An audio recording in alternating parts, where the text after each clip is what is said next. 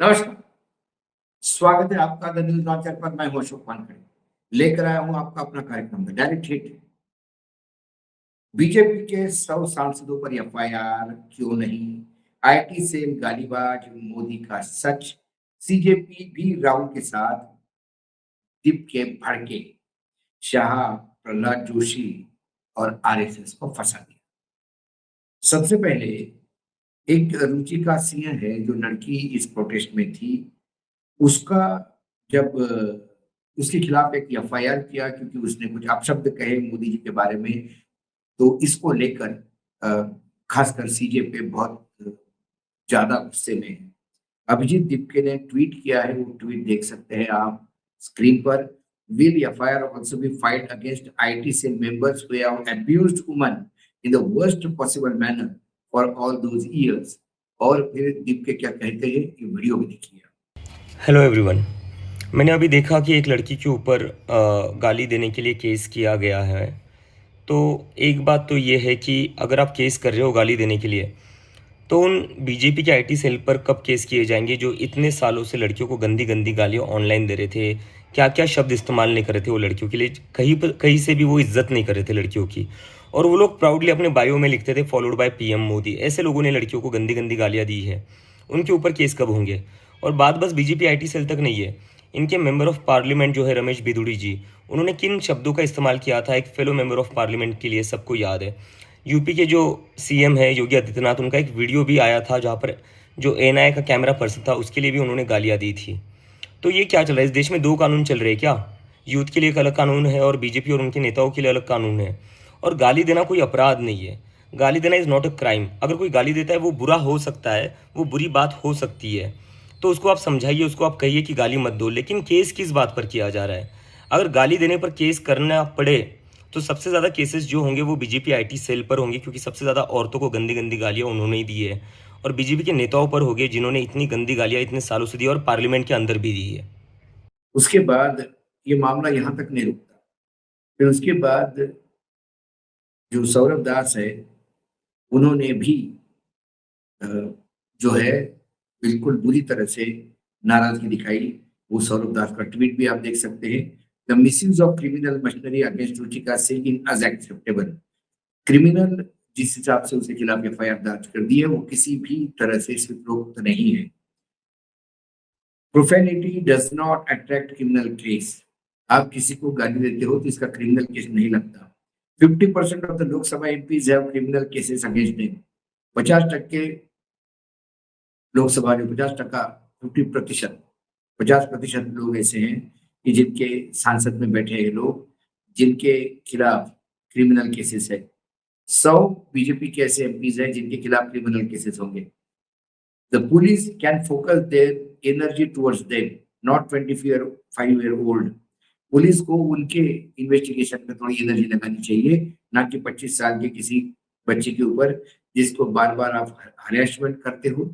ये हरेसमेंट तुरंत रुकना चाहिए। लेकिन इसका जो रुचिका का मामला क्या था, इसके पहले खासकर अमित शाह के लाठीचार्ज को लेकर बहुत बुरी तरह से दीपके ने आज अपना फ्रंट खोला। सीजेपी संस्थापक अभिजीत दीपके ने अमित शाह से इस्तीफे की मांग की। उन्होंने आरोप लगाया कि छात्रों पर पुलिस कार्रवाई हुई और बीजेपी में शामिल न होने पर उन्हें धमकियां दी गई।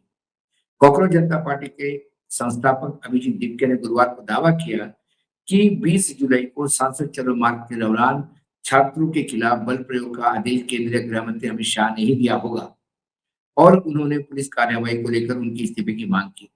अभिजीत ने कहा कि मध्य महाराष्ट्र में अपने गृह नगर छत्रपति संभाजी नगर, जो पुराना औरंगाबाद था, स्थित आवास पर संवाददाताओं से बातचीत करते हुए कहा कि देश में लोकतंत्र खतरे में है और न्यायपालिका पर भी सवाल उठाए उठाए जा रहे हैं, जबकि केंद्रीय जांच एजेंसियों का इस्तेमाल कर राजनीतिक दलों को तोड़ने के लिए खासकर प्रयास किया जा रहा है।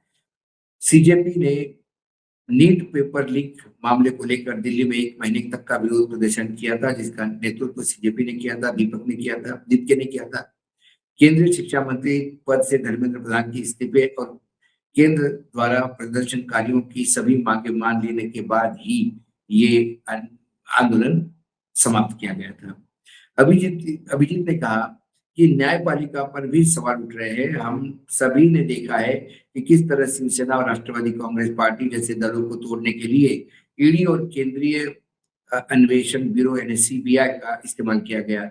देश की बड़ी संस्थाओं का दायित्व था कि वे लोकतंत्र को बनाए रखे, ना कि किसी एक व्यक्ति के तानाशाही को स्थापित होने दे। उन्होंने ऐसा होने दिया। इसे रोकने के लिए केवल विपक्ष बल्कि आम लोगों को भी एकजुट होना होगा। दीपके ने कहा कि प्रहलाद जोशी को नया शिक्षा मंत्री बनाए जाने की आलोचना की और उन्होंने एक विचित्र व्यक्ति बताया।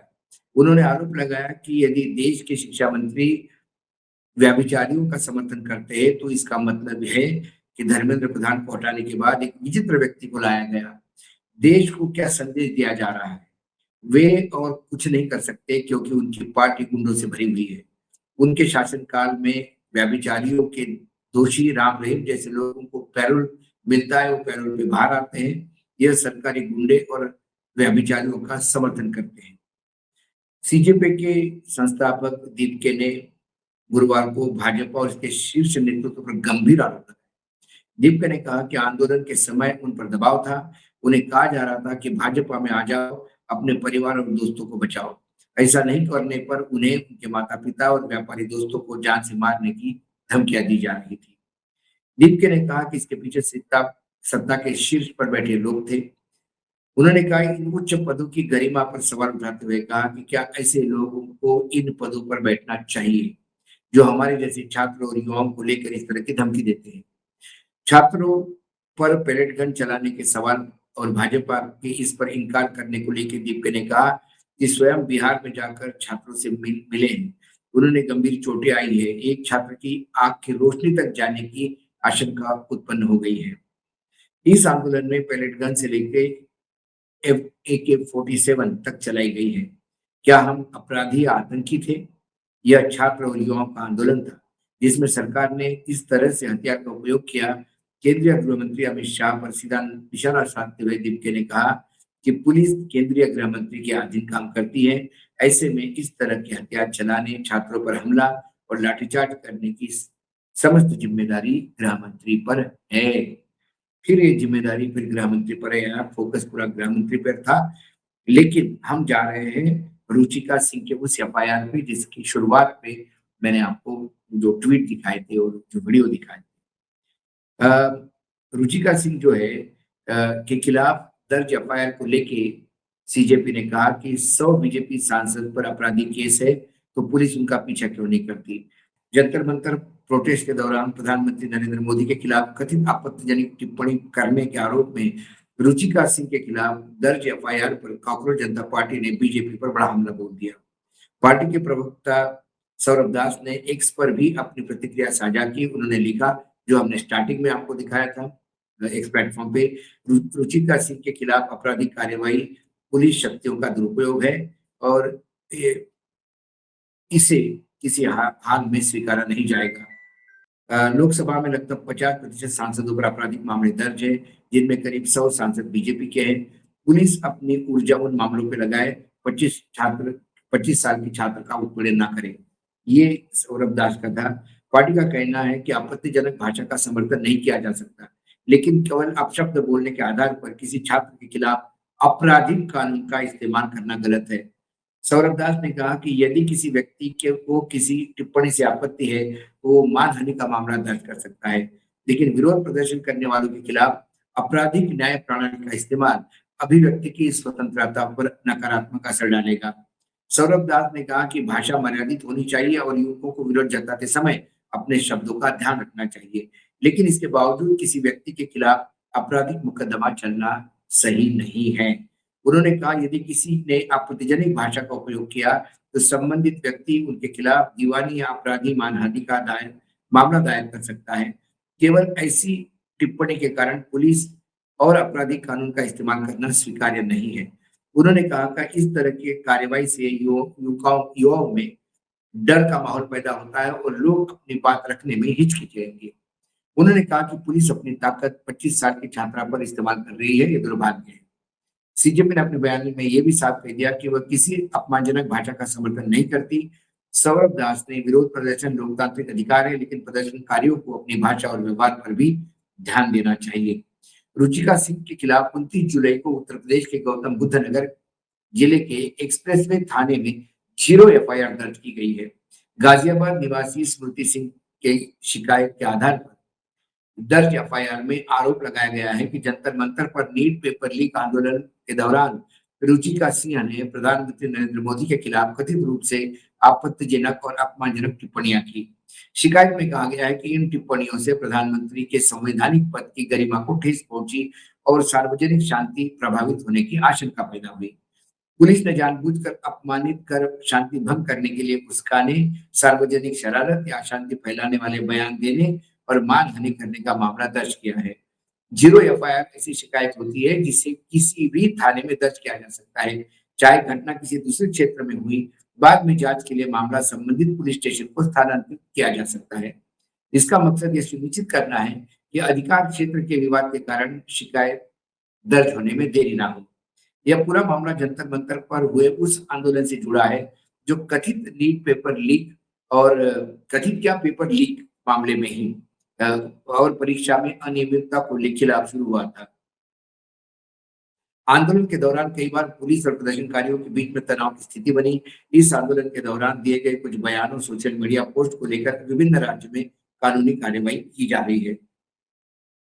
सीजेपी का कहना है कि विरोध प्रदर्शन के इस्तेमाल में की गई भाषा पर बहस हो सकती है, लेकिन ऐसे मामले में आपराधिक कानून का इस्तेमाल लोकतांत्रिक अधिकारों और अभिव्यक्ति की स्वतंत्रता पर असर डाल सकता है।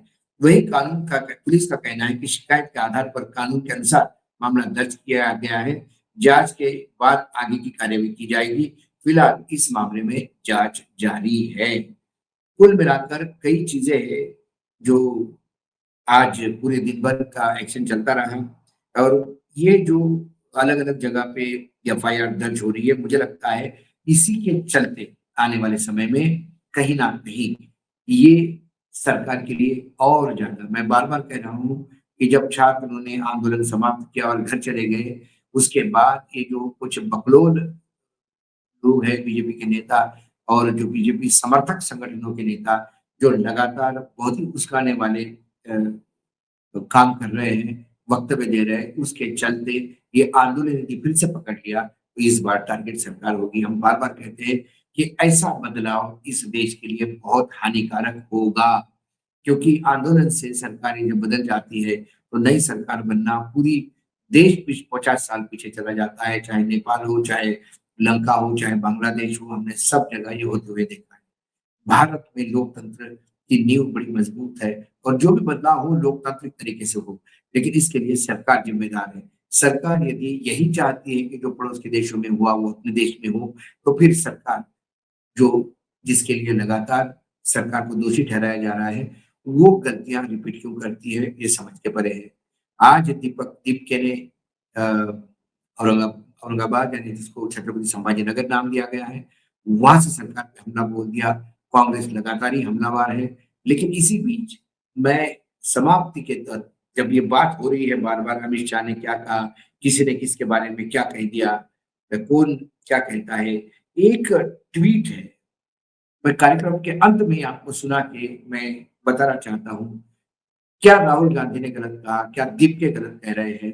क्योंकि जब भाजपा विपक्ष में थे तो वो क्या कह रहे थे? ये गृह मंत्री अमित शाह का वक्तव्य है, ये संसद में बोला गया है और मोहम्मद जुबैर के ट्विटर हैंडल से आया है। स्टूडेंट प्रोटेस्ट देखकर होम मिनिस्टर अमित शाह को नॉस्टैल्जिया फील हो रहा होगा। उन्होंने कहा कि स्टूडेंट जिस हिसाब से बोल रहे हैं तो उन्हें पुराने दिन याद आ रहे होंगे और उन्होंने अमित शाह का एक वक्तव्य का क्लिप दिया है। उस क्लिप में वो खुद इंदिरा गांधी को खूनी बोलते हैं। खूनी बोलना किसी को वो भी उसी कैटेगरी में आता है कि किसी प्रधानमंत्री का आप ये कर रहे हो। तो क्या तब इनके खिलाफ क्रिमिनल केस हुआ था जो आज बच्चों के खिलाफ हो रहा है? ये ट्वीट आपने देखा, ये वीडियो देख लीजिए और उसके बाद आप खुद सोचिए कि करना क्या है। हम नहीं डरते। मैं मेरी ही बात करता हूं। मैं तो 10 साल का था और नारे लगाता था, आसाम की गलियां सुनी है, इंदिरा गांधी खूनी। हम तो वहां से लड़ते लड़ते आए हैं, हम नहीं डरते मरने। आज डायरेक्ट हिट में इतना ही। कल फिर आता हूँ किसी विषय के साथ। तब तक के लिए नमस्कार। देखते रहिएगा न्यूज लॉन्च।